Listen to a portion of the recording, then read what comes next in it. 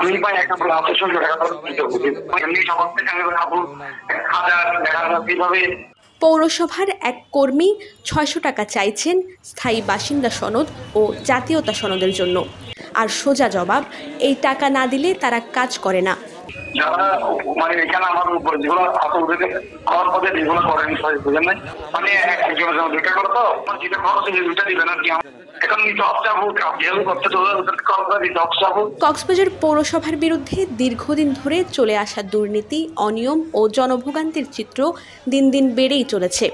ভুক্তভোগীদের অভিযোগ, পৌরসভার ন্যায্য সেবা পেতে মাসের পর মাস ঘুরেও কাঙ্ক্ষিত ফল মেলে না।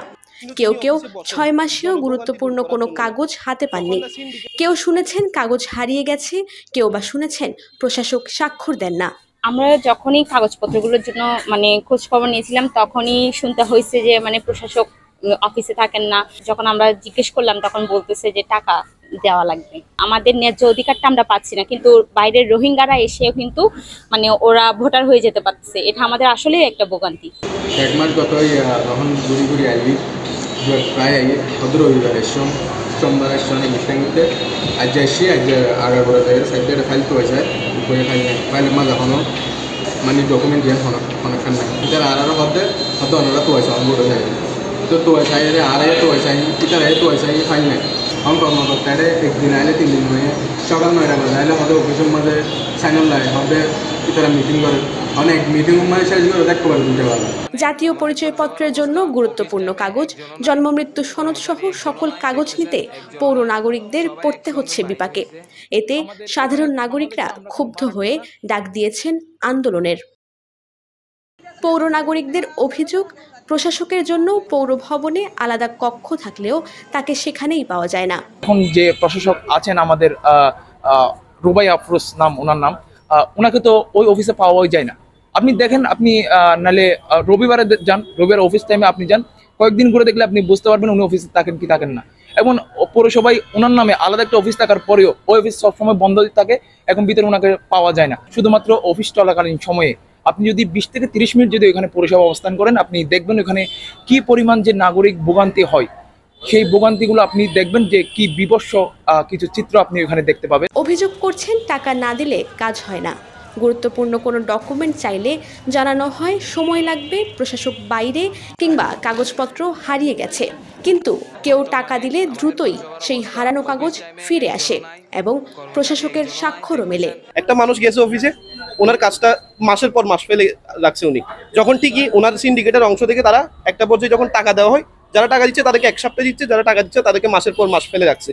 এভাবে তাদের ফাইলগুলো হারাইও যায়। তারা যখন বলে আপনার ফাইল আপনি খুঁজেন, কেন ভাই? এটা একটা জনসেবামূলক প্রতিষ্ঠান, আমার ফাইল আমি কেন খুঁজবো? তাহলে ওদের দায়িত্বটা কি? উনি কি হিসাবে সেখানে আছে? 71টা ইউনিয়ন পরিষদ থেকে বলতে গেলে আমাদের মোর দেন 50% মানুষ ভোগান্তি ফেস করতেছে। এখন ওনার কাছে যখন অভিযোগ পাঠানো হয় এই আওয়ামী লীগের চেয়ারম্যান অপসারণ করতে হবে, তিনি কি করে কি তিনি অপসারণ করে না, বরং ওই চেয়ারম্যান থেকে টাকা ওই চেয়ারম্যানগুলোকে রেখে দেয়। অভিযোগ উঠেছে পৌর কর্তৃপক্ষের কাছে নাগরিক সেবা না মিললেও সিন্ডিকেট করে টেন্ডারবাজি ও প্রকল্প বরাদ্দ চলছে দেদারসে। বিভিন্ন টেন্ডারবাজি যে বিষয়গুলো চলে এবং বিভিন্ন লিজ দেওয়ার যে ইয়েগুলো চলে এবং বিভিন্ন কাজ কালেকশন বলেন, যাই বলেন, এখন নতুন একটা ইস্যু তৈরি হয়েছে যে টমটমের লাইসেন্স নিয়ে যে বাণিজ্য।